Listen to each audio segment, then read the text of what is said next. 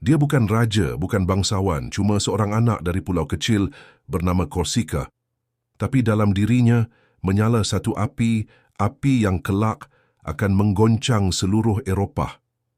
Inilah episod pertama dari siri Conqueror of the World, dan kisah ini bermula dengan Napoleon Bonaparte.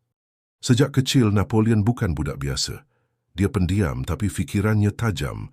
Ketika anak lain bermain pedang kayu, dia membaca tentang Alexander the Great dan Julius Caesar. Dia tak puas hanya bermimpi. Dia mahu menulis sejarahnya sendiri. Ketika Revolusi Perancis meletus, negara porak-peranda pemerintahan runtuh. Rakyat memberontak dan perang meletus di mana-mana.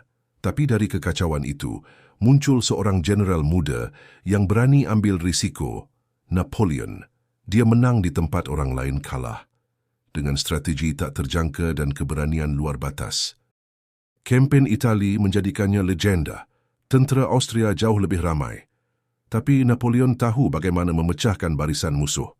Bagi dia, perang bukan tentang jumlah, tapi tentang siapa yang lebih bijak membaca masa depan. Dalam masa singkat, seluruh dunia mula menyebut namanya antara kagum dan takut. Tahun 1799, dia melakukan kudeta. Dengan langkah politik yang licik, Napoleon menggulingkan kerajaan. Tak lama kemudian, dia menobatkan dirinya sebagai maharaja, anak kecil dari Korsika, kini menguasai Eropah. Dalam masa beberapa tahun, tentera-tenteranya menakluk seluruh benua. Dari Itali ke Austria, dari Prusia ke Spanyol, semua tunduk di bawah panjinya. Dia mencipta empayar moden dengan sistem undang-undang, pendidikan dan pentadbiran yang jauh mendahului zamannya. Napoleon bukan sekadar penakluk, dia pembina dunia baru. Tapi kuasa yang terlalu besar selalu datang bersama kesilapan.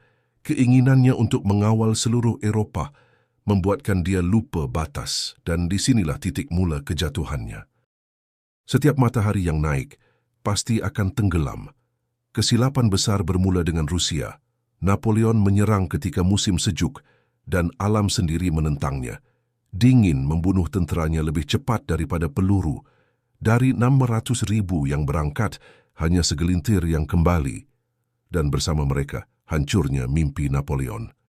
Akhirnya dia ditangkap dan dibuang ke Pulau Elba, namun semangatnya tak pernah padam.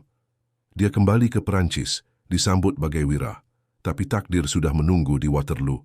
Kekalahannya menutup satu era, tapi namanya kekal hidup sebagai simbol keberanian, kecerdikan, dan keinginan manusia untuk menakluk batasnya sendiri.